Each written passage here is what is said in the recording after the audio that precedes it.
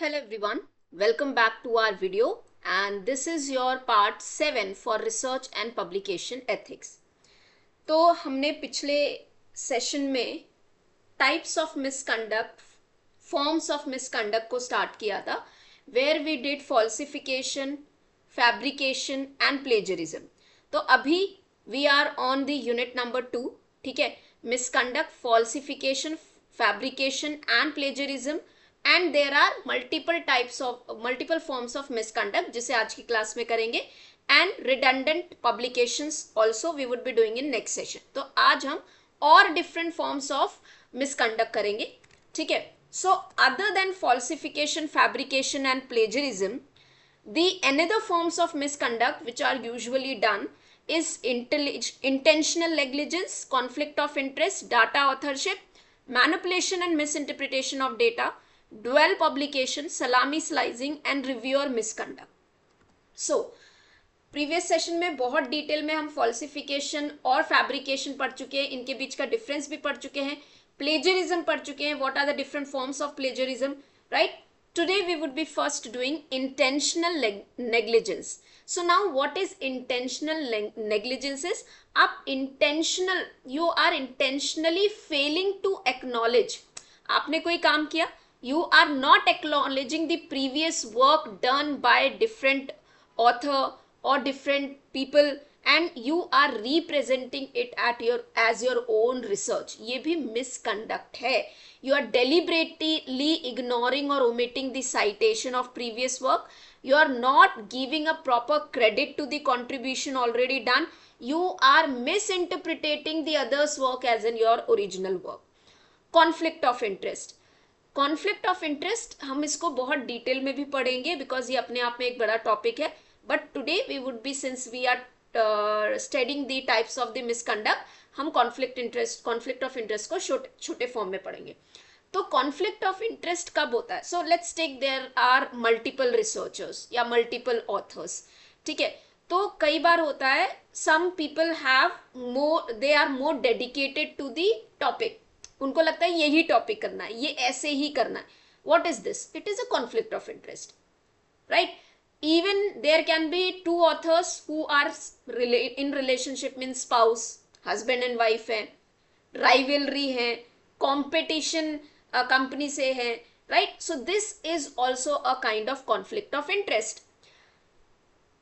The ethics in the research says you have to disclose such conflict of interest in your research. आपको वो disclose करना है.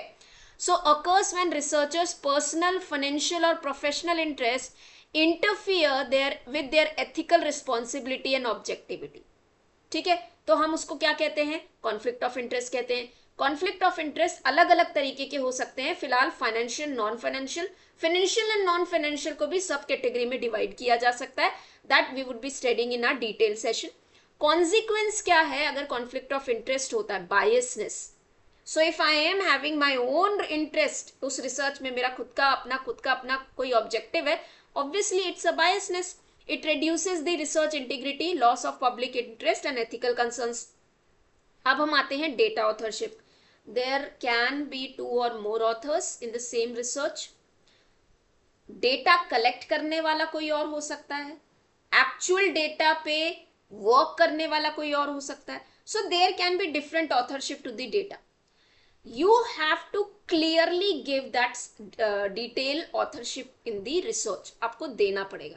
You have to give the ethical ownership. If someone else is collecting the data, someone else is performing the you can say complete research, write it down. So ethical ownership, management, sharing and proper attribution of research data, misuse can lead to scientific misconduct.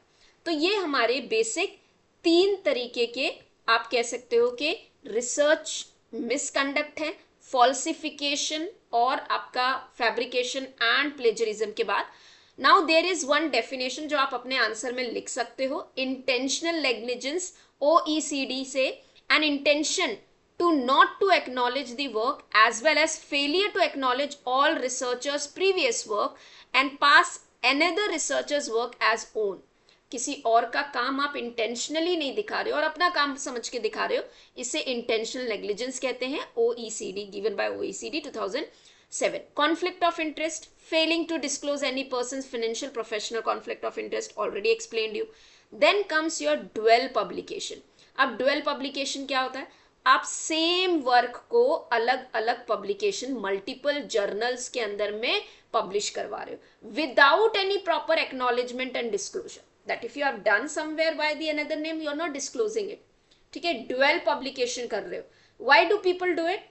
Multiple authorship दिखाने के लिए, quick reach के लिए. So publishing the same work और same research finding in multiple journals without proper acknowledgement and disclosure, this may lead to redundant, ठीक है, ये redundant type का publication है which we are going to study in detail as well, and misleading the scientific community about novelty and significance of research.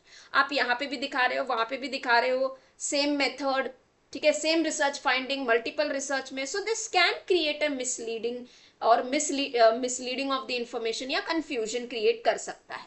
ठीक है, dual publication. Then come सलामी slicing. तो इसके अंदर में क्या होता है?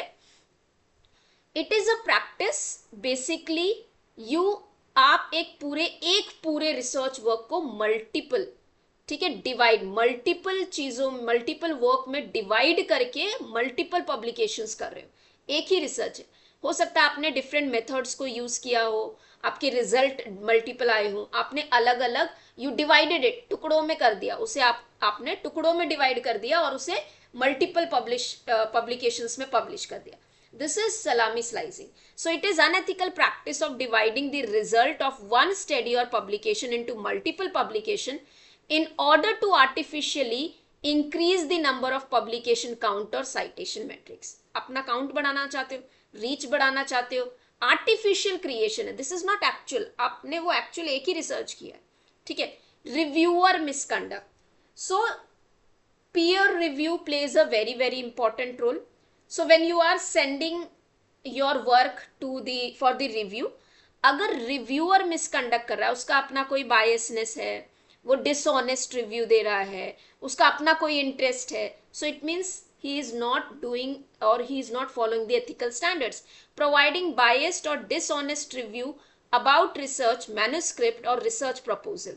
ठीक है, जो भी आपने रिसर्च प्रपोजल या मैन्युस्क्रिप्ट सबमिट किया है उसका डिसऑनेस्ट रिव्यू या बायस्ड रिव्यू, फेवरेटिज्म दिखा रहा है.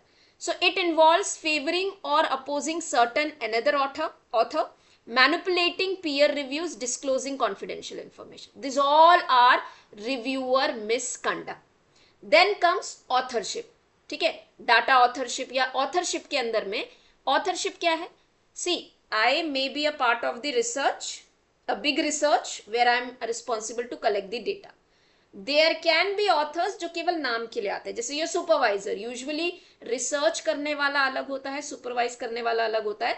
So according to their work हम उनको ऑथरशिप देते हैं, राइट. सो इम्प्रॉपर ऑथरशिप भी होता है, ghost authorship, gift of authorship and authorship dispute. We will study all this.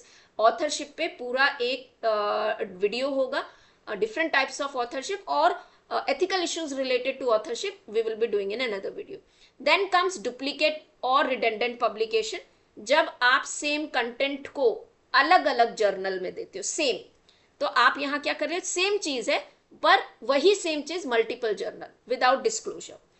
Overlapping में क्या होता है, रिलेटेड, दो रिसर्च काम है जो दोनों एक दूसरे से रिलेटेड है, ओवरलैप कर रहे हैं, आइडेंटिकल नहीं है, they are not exactly similar but they are similar to each other and they are overlapping, result overlapping, method overlapping हो रहे हैं और ये अलग अलग journals में. Then comes selective reporting. So selective reporting is, ये हमने falsification, fabrication, ठीक है, falsification में भी पढ़ा है. So now what is falsification? You're falsifying data. Selectively you are not, और selectively आप उसी डेटा को प्रेजेंट कर रहे हो जो आपके हाइपोथेसिस से मैच कर रहा है. तो intentional omission or suppressing of the data that contradicts the desired outcome or do not agree with the hypothesis, that is selective reporting. What is misinterpretation? That is fabrication, inaccurate information, the data which is not available, जो है ही नहीं, आप उसको present कर रहे हो, मिसइंटरप्रिटेट कर रहे हो. Inaccurate analysis or draw a conclusion from research finding potentially resulting in incorrect or misleading interpretation. So this is misinterpretation of the data. अभी थोड़ी देर पहले हमने सलामी स्लाइसिंग पढ़ा था, ठीक है. इसका भी एक अलग से we would be studying a complete detailed video because this is also very very important topic. So what do you mean by salami slicing? So it is an unethical practice of dividing one study or findings publication into multiple. एक ही study को आप parts में divide करते जा रहे हो, ठीक है, और उसको पब्लिश कर रहे हो मल्टीपल स्मॉलर पब्लिकेशंस में. क्यों? साइटेशन काउंट को इंक्रीज करने के लिए. फॉर्म्स हो सकते हैं स्लाइसिंग के अंदर में डेटा फ्रेगमेंटेशन. डेटा फ्रेगमेंटेशन यानी जो डेटा आपने कलेक्ट किया अलग अलग हो सकता है, अलग अलग तरीके के लोगों से. You have collected the data from different locations, different category of people. You are dividing them into 3 parts and आप उसे show कर रहे. That is data fragmentation. Incremental reporting.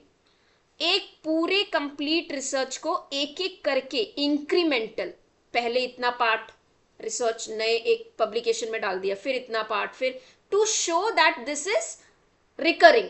This is incremental. इसे कहते हैं incremental. Methodological slicing. Methodological में 2 methods. You have used 2 methods in one research. You are dividing the 2 methods into 2 different research or publications. That is methodological. Sampling. So partitioning.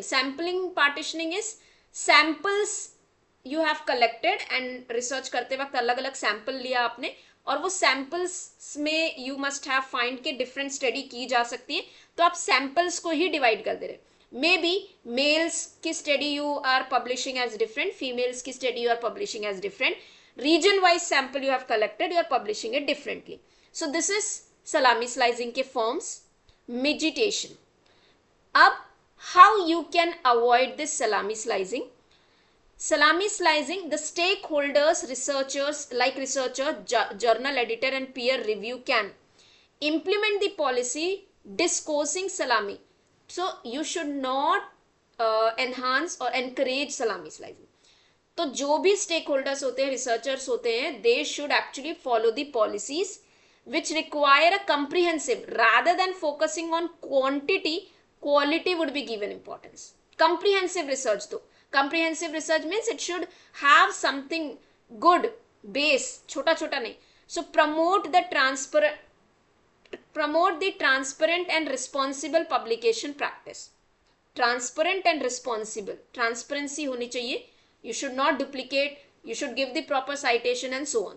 So ये है हमारे different forms of misconduct other than FPP.